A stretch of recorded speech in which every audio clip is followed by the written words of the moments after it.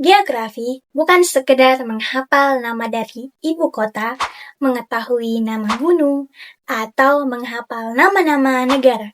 Tetapi geografi adalah ilmu yang memahami hubungan antara satu fenomena di bumi dengan fenomena yang lain. Untuk memahami fenomena-fenomena dan hubungan-hubungan antara fenomena itu, kita harus mengetahui 4 prinsip dasar geografi.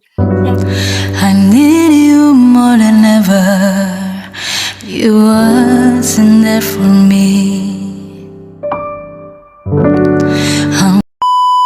Yang pertama adalah prinsip distribusi atau prinsip persebaran. Prinsip distribusi itu mengkaji sebaran fenomena di muka bumi, seperti fenomena gunung api dan fenomena penduduk. Saya memberi contoh, fenomena gunung api di Pulau Jawa dan fenomena tidak adanya gunung api di Kalimantan. Kemudian, fenomena banyaknya penduduk di Pulau Jawa dan sedikitnya penduduk di Pulau Kalimantan. Itu adalah definisi persebaran yang dapat dilihat bahwa persebaran gunung api itu tidak berada di semua pulau di Indonesia. Ada pulau yang memiliki banyak gunung api dan ada yang tidak memiliki gunung api. Kemudian penduduk juga seperti itu. Ada pulau, walaupun pulaunya kecil, dia memiliki banyak sekali penduduk. Sedangkan ada pulau yang besar tetapi tidak memiliki banyak penduduk. Kemudian kita lanjut ke prinsip kedua. Prinsip kedua adalah interrelasi atau keterkaitan. Prinsip ini menjelaskan kenapa ada perbedaan di antara dua pulau tadi. Kita mulai dari gunung api. Di Pulau Jawa terdapat banyak sekali gunung api karena Pulau Jawa merupakan pulau yang dimana terjadi pertemuan di antara dua lempeng, tepatnya lempeng Eurasia dan lempeng Indonesia. Nah, pertemuan kedua lempeng ini menyebabkan proses subduksi atau proses yang menyebabkan terbentuknya gunung api sehingga Pulau Jawa dipenuhi oleh gunung api. Kemudian di Kalimantan itu berada pada posisi di lempeng Eurasia alias Kalimantan tidak berada di posisi pertemuan dua lempeng tetapi berada tepat di atas salah satu lempeng. Jadi Pulau Kalimantan itu tidak membentuk gunung api atau tidak memiliki gunung api sama sekali. Kemudian dikaji dari prinsip interrelasi atau keterkaitan antara kenapa Pulau Kalimantan itu yang besar memiliki sedikit penduduk, sedangkan Pulau Jawa yang kecil itu memiliki banyak penduduk.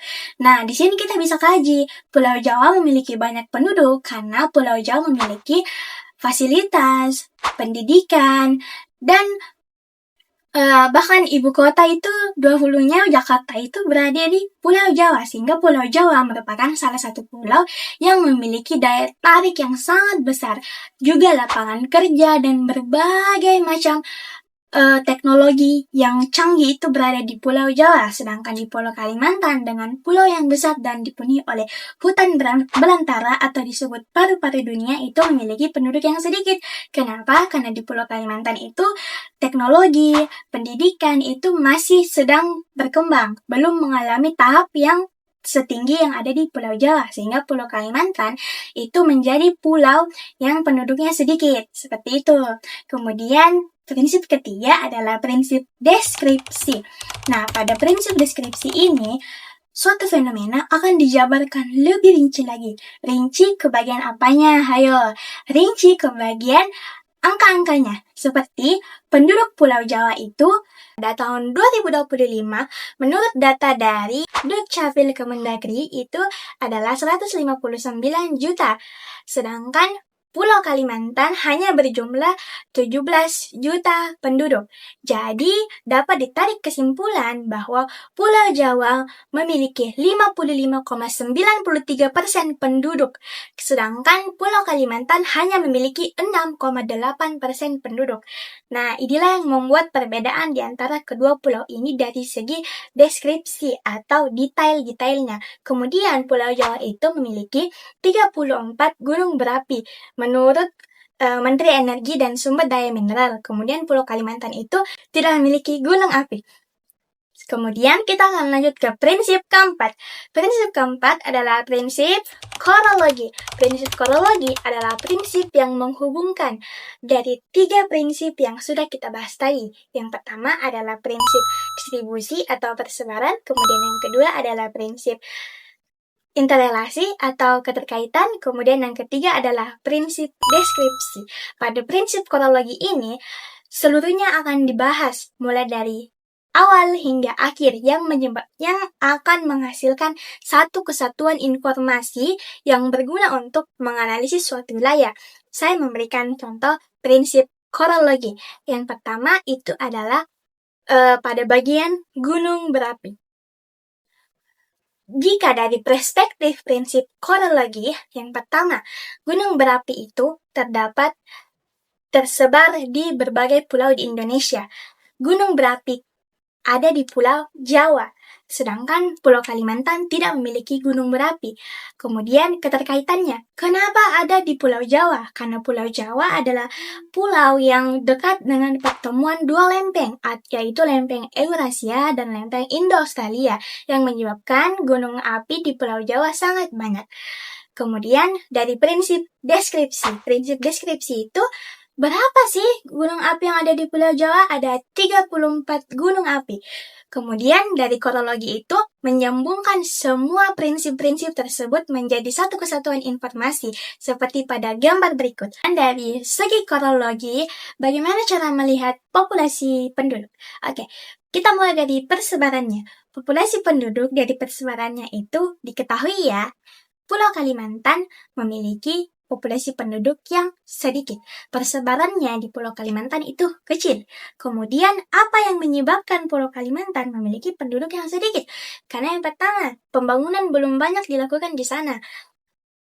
Bentang alamnya masih berupa hutan atau sering disebut paru-paru dunia. Kemudian, berapa sih jumlah penduduk di Pulau Kalimantan? Kenapa penduduknya dikatakan kecil? Nah, jumlah penduduknya itu adalah 17 juta atau 6,18% dari keseluruhan total jumlah penduduk di Indonesia. Kemudian, gabungan itulah yang merupakan bagian dari prinsip korologi. Selain 4 prinsip tadi, kalian pasti bertanya-tanya, apa sih gunanya mempelajari 4 prinsip geografi? Saya akan menjabarkannya. Yang pertama yaitu kita bisa memahami dunia dengan lebih baik. Artinya bagaimana? Jika terjadi banjir, tsunami, gempa bumi di suatu wilayah, kita dapat memahami kenapa hal tersebut terjadi, apa yang menyebabkan hal tersebut terjadi, dan kemudian langkah-langkah apa saja yang bisa kita ambil untuk menyelamatkan diri. Itu dipelajari semua di geografi. Kemudian yang selanjutnya adalah melakukan analisis terhadap suatu wilayah, seperti kenapa ya ada gurun di Australia, kenapa ya ada gurun yang berada di bagian Afrika, terus mengapa wilayah ini itu sering sekali banjir, mengapa wilayah ini itu penduduknya sedikit. Nah, dari pertanyaan-pertanyaan tadi itu dapat dipahami jika kalian memahami 4 prinsip geografi. Kemudian yang ketiga yaitu kita dapat mengambil keputusan yang tepat. Contohnya, kita mau membangun suatu rumah.